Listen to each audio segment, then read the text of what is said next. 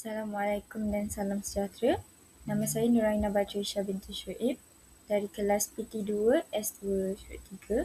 Jadi pada hari ini saya ingin membentangkan satu tajuk isu dan trenda dalam pelaksanaan kurikulum pendidikan khas ketidakupayaan pendengaran, iaitu kod khusus PKDK 3293. Jadi kita mulakan kepada pengenalan, iaitu pelaksanaan kurikulum pendidikan ketidakupayaan pendengaran ini adalah satu usaha yang penting untuk memastikan murid memperoleh akses pendidikan yang setara. Namun, terdapat beberapa isu yang sering menjadi cabaran, antaranya penguasaan kosakata dan bahasa murid yang lemah serta ketidaksesuaian kandungan kurikulum. Jadi, kedua-dua isu ini bukan sahaja memberi kesan secara individu, malah saling berkait dalam menentukan keberkesanan PDP. Jadi, mari kita kupas satu persatu tajuk ini. Jadi, pada pembentangan ini, saya ingin mengupas dua isu dan trenda yang akan dibincangkan, iaitu yang pertama adalah isu penguasaan kosakata dan bahasa yang lemah, dan juga yang kedua adalah isu kandungan kurikulum. Jadi mari kita lihat seterusnya. Jadi isu pertama adalah penguasaan kosakata dan bahasa yang lemah. Jadi isu ini dalam kalangan murid ketidakupayaan pendengaran ini berpunca daripada kekurangan pendedaian kepada bahasa sejak peringkat awal lagi lah perkembangan mereka. Jadi murid-murid ini tidak menerima input bahasa secara semula jadi seperti kanak-kanak yang lain. Jadi hal ini menyebabkan mereka ni menghadapi kesukaran untuk memahami atau menggunakan bahasa dengan baik. Jadi keadaan ini menjadi lebih cabar apabila persekitaran komunikasi di rumah atau sekolah tidak menyokong penggunaan bahasa isyarat. Jadi kesannya murid mengalami kesukaran dalam memahami arahan, membaca, menulis serta berinteraksi dan juga menjejaskan pencapaian akademik dan keyakinan diri mereka. Misalnya di rumah tidak menekankan untuk penggunaan bahasa isyarat. Jadi agak sukar untuk murid berkeperluan pendidikan khas pendengaran ini untuk berkomunikasi dan menggunakan kosakata. Jadi kita teruskan lagi di bawah isu ini. Jadi, apakah punca-punca isu penggunaan kosakata dan bahasa murid ketidakupayaan pendengaran ini? Jadi di sini terdapat 3 punca, iaitu yang pertama kekurangan input bahasa sejak awal. Jadi murid ketidakupayaan pendengaran ini tidak menerima pendedaian bahasa secara semula jadi melalui pendengaran sejak kecil. Hal ini berbeza dengan murid tipikal yang belajar bahasa melalui interaksi harian. Jadi disebabkan kekurangan input awal ini akan menjejaskan perkembangan bahasa murid ketidakupayaan pendengaran ini. Mungkin menjadi lebih lambat daripada murid tipikal dan sekaligus menjejaskan penggunaan kosakata mereka. Jadi murid tipikal ini dia belajar bahasa melalui komunikasi harian. Tetapi murid pendidikan khas pendengaran ini menggunakan bahasa isyarat yang mungkin agak sukar. Jadi di situ terdapat kelewatan perkembangan bahasa bagi murid pendidikan khas pendengaran. Jadi punca isu kedua adalah persekitaran komunikasi yang terhad. Persekitaran di rumah atau sekolah yang kurang menggunakan bahasa isyarat ini turut menjadi faktor yang utama. Hal ini kerana jika ahli keluarga atau rakan tidak mahir untuk berkomunikasi, peluang untuk berinteraksi itu menjadi lebih terhad bagi murid pendidikan khas pendengaran. Jadi, hal ini akan mengakibatkan murid kurang berlatih menggunakan bahasa dan juga membantutkan perkembangan linguistik mereka. Jadi, apabila persekitaran di rumah atau sekolah itu kurang menggunakan bahasa dalam komunikasi harian, jadi ia akan memberi kesan kepada murid ketidakupayaan pendengaran ini. Jadi yang ketiga adalah kaedah PDP kurang menekankan penggunaan bahasa. Jadi kaedah pengajaran dan pembelajaran yang lebih berfokus kepada penyampaian isi kandungan berbanding penggunaan bahasa juga menyumbang kepada masalah ini. Jadi guru mungkin kurang menggunakan pendekatan visual atau strategi khusus untuk memperkaya kosakata murid yang menyebabkan murid sukar memahami konsep-konsep. Jadi apabila guru lebih fokus kepada untuk menghabiskan isi kandungan pembelajaran berbanding menitik beratkan kosakata murid, jadi murid-murid mungkin mendapat input bahasa yang lebih sedikit. Jadi seperti murid-murid mungkin akan berasa keliru atau tertukar kosakata mereka kerana guru tidak menekankan penggunaan kosakata di dalam kelas. Jadi itu adalah punca isu penguasaan kosakata. Jadi kita teruskan lagi kepada kesan. Jadi seterusnya kesan penguasaan kosakata dan bahasa murid ketidakupayaan pendengaran. Terdapat 3 kesan di sini, iaitu yang pertama adalah sukar memahami isi pelajaran. Jadi penggunaan bahasa yang lemah menyebabkan murid tidak dapat memahami arahan guru serta kandungan pelajaran dengan baik. Hal ini mungkin murid itu memahami sebahagian kecil sahaja maklumat yang disampaikan oleh guru dan akan menjejaskan pembelajaran secara keseluruhan. Kerana penggunaan kosakata guru mungkin lebih sukar untuk murid memahami pada aras mereka. Jadi yang kedua adalah lemah membaca dan menulis. Kemahiran membaca dan menulis ini bergantung kepada penggunaan bahasa murid. Jadi apabila kosakata murid ini terhad, murid mungkin menghadapi kesukaran untuk memahami teks atau membina ayat dengan betul. Jadi hal ini akan menyebabkan pencapaian mereka menjadi rendah dalam aspek literasi dan bahasa. Jadi kesan yang ketiga adalah kurang keyakinan berkomunikasi.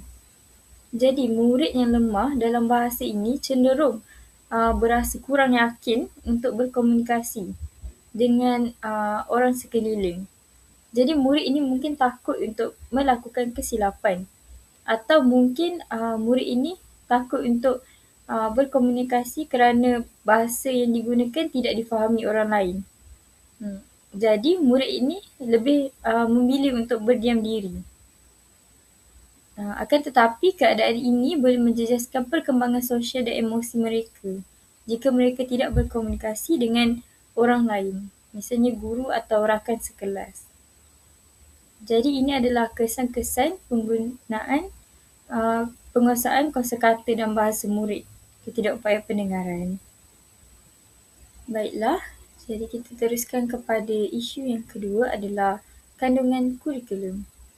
Isu ini sangat hangat pada zaman ini kerana terdapat beberapa pencanggahan pendapat. Okey, baiklah. Jadi isu kedua ialah kandungan kurikulum yang kurang sesuai dengan keperluan murid ketidakupayaan pendengaran.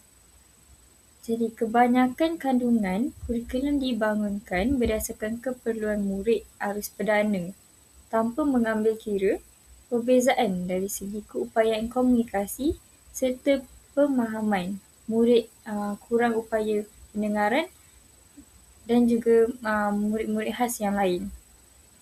Jadi apabila kurikulum yang terlalu kompleks dan kurang fleksibel ini, ia akan menyukarkan guru untuk menyampaikan isi pelajaran secara dengan lebih berkesan. Tambahan pula kekurangan bahan bantu mengajar yang sesuai serta kekangan dalam mengubah suai kandungan ini turut menjadi cabaran kepada guru. Oleh itu akibatnya pembelajaran ini menjadi kurang bermakna dan murid itu tidak dapat menguasai sesuatu topik dengan baik. Jadi hal ini sekaligus menjejaskan motivasi mereka untuk belajar. Jadi untuk isu kandungan kurikulum ini, kandungan kurikulum ini dibina mostly untuk arus perdana. Jadi apabila murid khas ingin mengikuti kandungan kurikulum yang pada aras perdana ini, jadi ia akan menimbulkan kesukaran untuk mereka kerana ketidakupayaan yang dialami mereka. Jadi guru-guru juga tidak boleh untuk mengubah kandungan kurikulum ini kerana tidak fleksibel. Tambahan pula dengan kekurangan bahan bantu mengajar untuk murid pendidikan khas pendengaran ini yang turut menyukarkan lagi untuk mereka memahami isi pelajaran atau kandungan kurikulum yang akan disampaikan guru. Jadi murid-murid ini mungkin akan ketinggalan dalam pembelajaran mereka berbanding dengan murid-murid di arus perdana. Jadi kita teruskan kepada punca-punca. Teruskan kepada punca isu kandungan kurikulum. Jadi terdapat pelbagai punca-punca dalam isu kandungan kurikulum ini. Tetapi saya menggunakan 3 punca, iaitu yang pertama adalah kurikulum kurang fleksibel dan tidak diubah suai. Ini adalah punca yang telah saya sebutkan tadi. Jadi kurikulum yang terlalu padat dan kurang fleksibel ini sangat menyukarkan guru-guru untuk membuat penyesuaian mengikut tahap murid. Tambahan lagi dengan kekangan masa dan juga garis panduan yang ketat menyebabkan guru sukar mempermudah atau mengubah kandungan agar lebih sesuai dengan keperluan murid pendidikan khas. Jadi disebabkan kurikulum ini kurang fleksibel, jadi ia agak sukar untuk guru-guru membuat perubahan mengikut tahap murid-murid ini. Kerana murid-murid pendidikan khas pendengaran ini tidaklah semua mempunyai tahap yang sama. Mereka mempunyai tahap yang berbeza-beza di dalam satu kelas. Jadi ia sangat menyukarkan guru untuk menyampaikan isi pelajaran pada sesi PDP. Okey, seterusnya kekurangan bahan bantu mengajar yang sesuai. Ketiadaan bahan pengajaran yang bersifat visual, interaktif dan mesra untuk murid peka ini menjadi satu kekangan yang besar. Hal ini kerana tanpa bahan yang sesuai seperti gambar, video dan juga alat bantu visual ini, murid-murid sukar memahami konsep yang ingin diajar oleh guru. Jadi, punca yang kedua ini, ketiadaan bahan pengajaran ini sangatlah menyukarkan guru dalam menyampaikan isi pelajaran tersebut kerana bahan pengajaran ini sepatutnya membantu untuk lebih memahami membantu murid-murid untuk lebih memahami lagi kandungan isi pelajaran yang disampaikan oleh guru.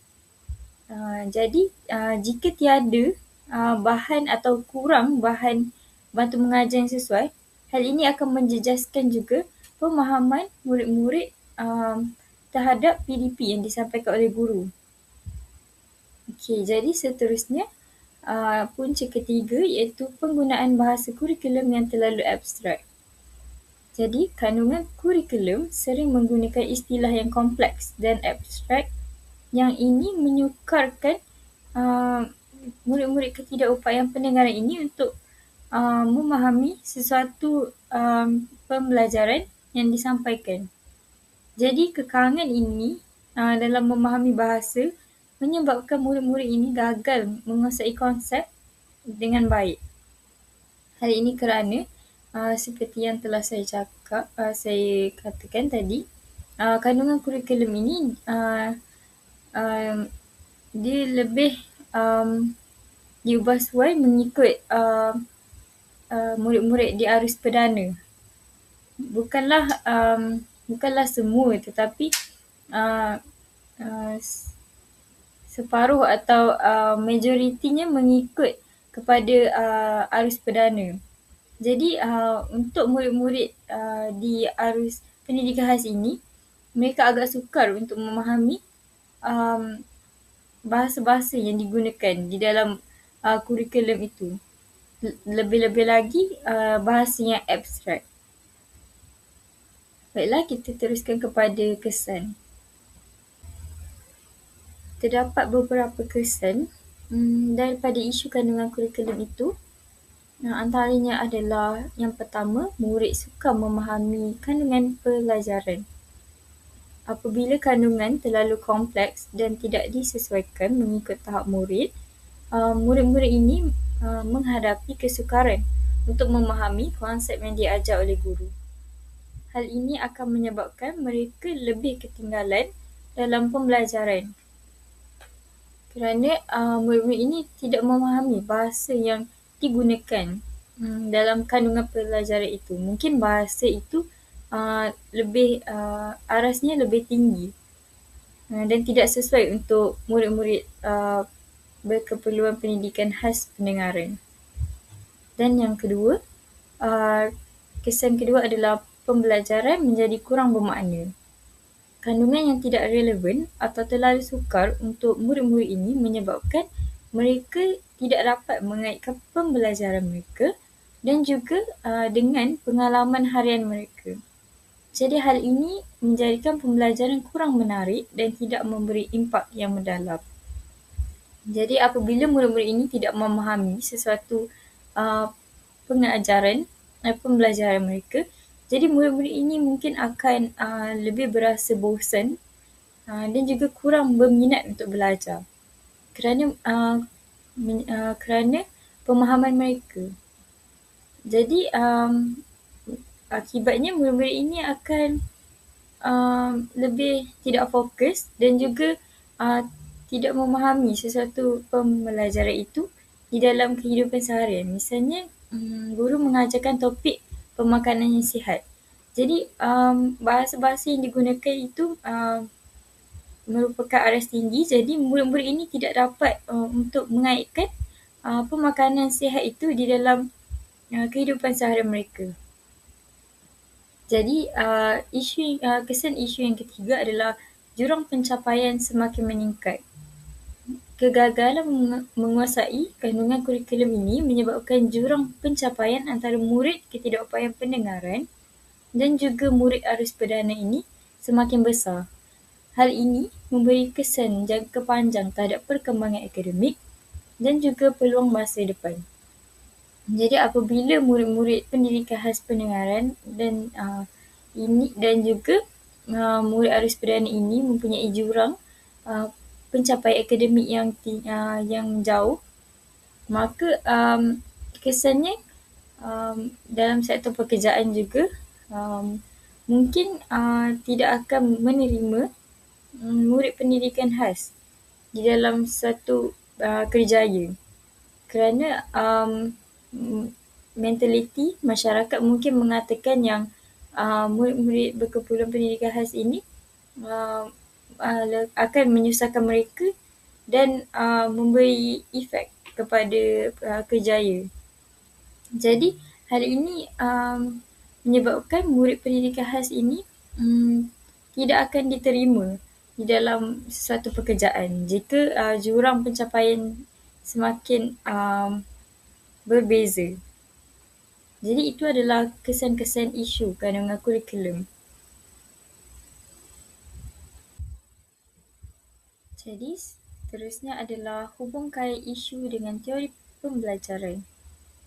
Jadi yang pertama terdapat 4 teori pembelajaran iaitu teori pembelajaran sosial Albert Bandura, teori kognitif pemprosesan maklumat, teori konstruktivisme Jean Piaget dan Lev Vygotsky, dan yang keempat teori behaviorisme B.F. Skinner. Baiklah, jadi teori pembelajaran sosial Albert Bandura ini menekankan pembelajaran melalui pemerhatian dan juga peniruan. Murid ketidakupayaan pendengaran ini memerlukan model komunikasi seperti guru atau rakan-rakan yang menggunakan bahasa isyarat dengan betul. Jika persekitaran komunikasi mereka terhad, jadi peluang untuk meniru dan belajar bahasa juga berkurang dan seterusnya menjejaskan penguasaan bahasa mereka. Jadi, peluang persekitaran komunikasi ini sangatlah penting untuk murid-murid ketidakupayaan pendengaran ini untuk lebih berkembang dalam penggunaan bahasa mereka. Jadi guru-guru dan murid-murid yang lain perlulah membantu murid yang menghadapi kesukaran untuk berkomunikasi dan perlulah memberikan mereka motivasi untuk menjadi terbuka jika mereka ada melakukan kesalahan, bukanlah mengkritik mereka, kerana ini adalah proses pembelajaran. Dan yang kedua adalah teori kognitif. Teori ini menekankan bagaimana maklumat itu diterima, diproses dan juga disimpan dalam ingatan. Oleh itu, kandungan kurikulum yang terlalu kompleks ini dan tidak disampaikan secara visual akan membebankan memori murid. Murid-murid ini lebih mudah memahami maklumat dalam bentuk visual berbanding teks yang panjang. Jadi, kegagalan menyesuaikan kaedah penyampaian akan menjejaskan kefahaman murid-murid ini. Jadi, guru-guru perlulah menggunakan slide atau bahan bantu mengajar yang mempunyai banyak visual berbanding teks. Hal ini juga dapat menarik minat murid untuk mempelajari sesuatu isi pelajaran. Jadi teori ketiga adalah teori konstruktivisme. Menurut teori ini, murid membina pengetahuan dan juga pengalaman serta interaksi dengan persekitaran. Kekurangan input bahasa dan interaksi komunikasi ini menyebabkan murid kurang peluang untuk membina pengetahuan secara bermakna. Jadi, hal ini sangat berkait dengan isu penggunaan kosakata yang lemah. Jadi, selain itu, konsep zon perkembangan proksimal oleh Vygotsky ini menunjukkan bahawa murid memerlukan bimbingan yang sesuai. Jadi, jika kandungan kurikulum terlalu sukar dan tidak disesuaikan, hal ini akan berada di luar keupayaan murid dan menghalang murid daripada memahami pembelajaran mereka. Hal ini kerana zon perkembangan proksimal ini menunjukkan terdapat beberapa tahap yang berbeza bagi murid-murid. Jadi bimbingan yang sesuai dapat membuatkan murid itu menerima apa yang diajarkan oleh guru di dalam kelas. Jadi teori yang keempat adalah teori behaviorisme. Teori ini menekankan pembelajaran melalui rangsangan dan tindak balas serta pengukuhan. Jadi dalam isu penguasaan bahasa ini, murid memerlukan pengulangan, latihan dan juga peneguhan secara konsisten untuk menguasai kosakata. Jadi jika PDP kurang memberi peneguhan atau latihan bahasa, hal ini akan mengakibatkan murid-murid sukar untuk mengembangkan kemahiran bahasa mereka. Jadi bagi aspek kandungan kurikulum pula, pengajaran yang tidak dipecahkan kepada langkah-langkah kecil akan menyukarkan murid untuk memberi respon. Hal ini kerana murid-murid ini tidak boleh menerima input yang besar. Guru-guru perlulah memberi input secara berterusan. Apabila murid memahami sesuatu pengajaran, jadi guru boleh untuk meneruskan kepada pengajaran yang seterusnya. Bukanlah sekaligus guru-guru ini memberi pembelajaran kepada murid. Jadi itu adalah hubungkan isu-isu itu dan teori pembelajaran. Kita teruskan kepada trend dalam pelaksanaan kurikulum pendidikan khas ketidakupayaan pendengaran. Dalam konteks pendidikan khas masa kini, terdapat beberapa trend yang positif yang telah berkembang bagi menangani isu penguasaan bahasa dan juga kandungan kurikulum. Antara trenda utama dalam pembelajaran adalah pembelajaran teknologi, iaitu penggunaan pendekatan digital interaktif, di mana murid-murid ini diberi akses kepada pelbagai medium. Misalnya video, animasi, simulasi dan juga aplikasi interaktif. Misalnya aplikasi Canva, aplikasi Quizizz, Kahoot dan pelbagai lagi aplikasi pembelajaran. Jadi dengan adanya pendekatan ini, murid-murid boleh memahami konsep teknologi dengan lebih berkesan kerana mereka dapat belajar secara visual dan juga praktikal. Misalnya, murid-murid berkeperluan pendidikan khas pendengaran ini lebih dapat memahami sesuatu isi pelajaran secara visual. Jadi dengan adanya pelbagai medium tadi, murid-murid ini akan lebih memahami sesuatu isi pelajaran. Dan juga guru-guru boleh menggunakan teknologi ini untuk menerangkan pembelajaran yang berfokuskan kepada konsep abstrak. Misalnya perasaan ataupun imajinasi murid. Jadi terdapat banyak video-video dan animasi yang boleh memahamkan murid dalam konsep-konsep yang abstrak. Jadi ini dapat mengukuhkan lagi pengetahuan dan ingatan murid melalui visual. Jadi selain itu, integrasi alat digital seperti perisian pembelajaran dan platform e-pembelajaran semakin meluas dalam proses PDP, yang ini menyokong pengalaman pembelajaran yang lebih menarik dan juga efektif. Jadi hasrat KPM juga ada menyatakan bahawa pembelajaran berfokuskan kepada penggunaan teknologi untuk PAK 21, iaitu pembelajaran abad ke-21.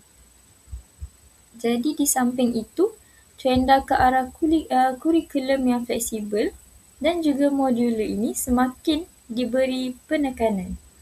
Guru-guru ini diberi ruang untuk menyesuaikan kandungan mengikut tahap dan juga keperluan murid melalui rancangan pendidikan individu, iaitu RPI.